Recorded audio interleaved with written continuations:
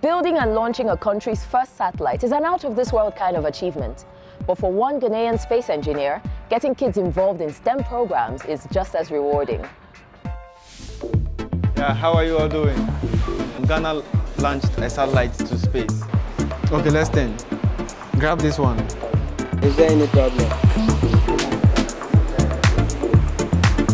I empower youth and society with innovative science and technology. I am Ernest T Mattei, and I am a change maker. Ernest T Mattei is one of Ghana's rising stars in the space engineering industry. But Earth, and more specifically his country, is where he wants to make the most impact. When I was a kid, the immediate mentor that I had was my dad. So my dad really loved education, and he would sit beside me at dawn and make sure I read. You said instead of football, I should go into engineering, and today I'm doing engineering. My dad actually, to say, imposed science on me from childhood. One mark about you or quality about you is that you were fearless, even from your childhood. You were very bold. Ernest went on to study engineering at All Nations University, where he, along with two others, would create Ghana's first satellite. The All Nations University has very strong engineering programs. Since we are developing very good engineers, why don't we come together to do something for Ghana? 2017, we were able to design the first satellite for Ghana. So it is patched on the satellite. So when it is in space and it generates data, the data is transmitted from this place. Yeah. Now Ghana is counted as a spacefaring nation on account of the work that we did, All Nations University. It means a lot to me, not particularly the mission of the satellite, but just for the fact that a black man has been able to develop his own satellite and is working in space is big news. This project became a launching pad, literally, for his career in the space industry. After obtaining a master's in space systems design in Japan, he came back home to work at his alma mater, where today he oversees many space programs. This is the All Nations University satellite tracking antenna, and this system is used to communicate with satellites.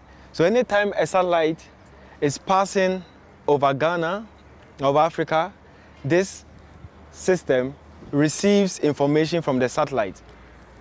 It has communicated with more than 30 satellites passing over Ghana. Now, this system was developed by myself and my team in 2014. And it's a very prestigious system or antenna because it has been able to communicate with astronauts on board of the International Space Station. It has been able to receive slow scan television image. This system can also send a command to a satellite. He also mans the NASA Aerosol Robotic Network in Ghana. This is the control panel. I use it to control the robot. This is the calorimeter, is a sound photometer. I make sure that the robot is supplying data to NASA and the data is correct. Okay, I make sure the robot is moving as programmed. Now this is actually a sun photometer. It measures the intensity of the sun. Anytime the atmosphere is polluted, the intensity of the sun that comes is reduced because of the pollution. So we are able to know if there is pollution over Ghana. And we are able to tell when there is an outbreak of disease because of movement of particles. We are able to tell from this system. Ernest is not one to keep knowledge to himself. He wants all the countries in Africa to have a place in space. We are developing the African Constellation satellite project, which is bringing 7 African countries together. And we are going to train them to develop their first country satellite.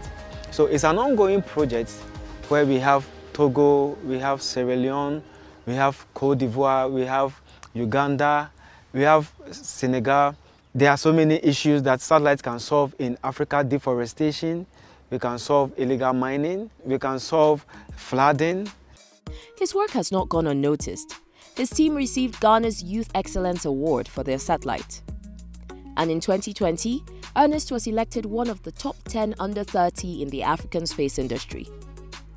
But it's not the accolades that motivate him. It's the future generation of leaders. If you make a call from your phone, how does your friend receive it? One of the passions I have is to extend innovation to society, to students. Also, I organize STEM projects for students, science, technology, engineering, and mathematics. We started our STEM programs in 2012. We have been able to cover more than 7,000 students with so many STEM projects, diversity of projects, and practical-oriented projects for the kids. Like, they have to use their hands to do something. Today, Ernest is hosting a STEM program held at the Space Systems Lab, where the kids are learning how to build antennas. Have you measured this already? So what is happening here is that they are trying to cut this rod in some accurate parameters. It is only when it is accurate that it can actually receive from a television station. So you can see them cut the rod. They are actually using two rods, copper and aluminum. And then they are going to arrange the rods such a way that it can receive a TV frequency. Now, this one is very important. Make sure you solder it very, very well. All right? It's very important for them because they will learn how to use basic tools. They will learn how to take measurements, and then they will learn how radio frequency work. Next, Ernest shows us how virtual reality could change education across Ghana. So right now, you are in space, okay?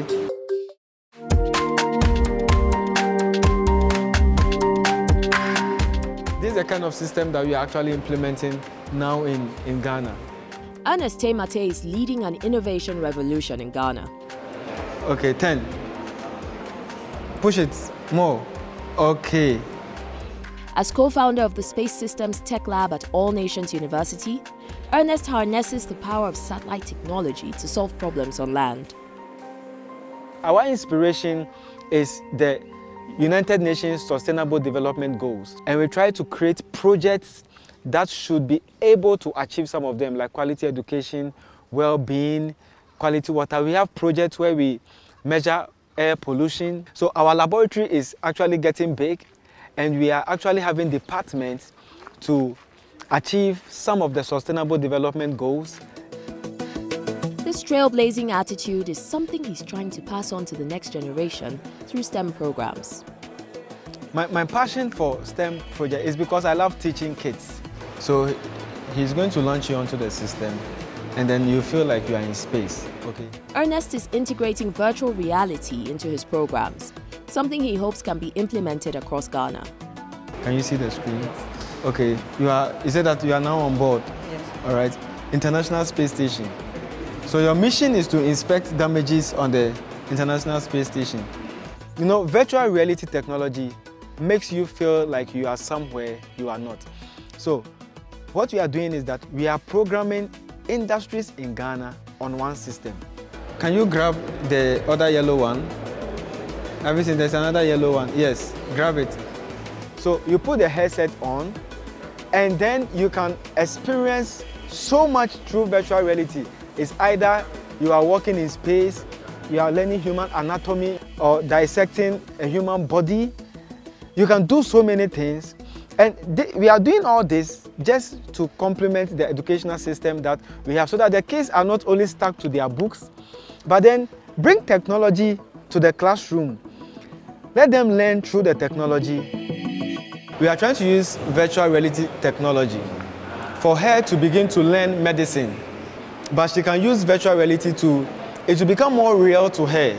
I think that technology is very good because it helps people to learn different things easier and better, so that they can have better understanding about it. So can you push this thing? The one, yeah, good. Mostly in Ghanaian schools, we are limited to our textbooks, so the technology is going to help us know a lot more about so many stuff, more than what's in the textbook. Yeah. But books are also an important tool to Ernest, and something he has invested in. I started a project called the K12 Inspira Handbook. Now, what this book is doing is that it is connecting kids to whatever either they want to become or whatever their parents want them to become in the future. So we have a book like K12 Astronaut, we have K12 Pilot, we have K12 Banker, we have K12 Doctor. Now this book is written such a way that a kid of 6-year-old, if the kid wants to become a pilot, the kid should pick the book and should be able to start relating with aeronautics. Whatever medium it is, Ernest just wants the kids to have fun while learning and eventually give back to their communities. We try to transform innovation to societal solutions. Not only invent something, but it should help the common person, the person sitting in the market, the person selling by the roadside. Your innovation should be able to help them or impact their lives.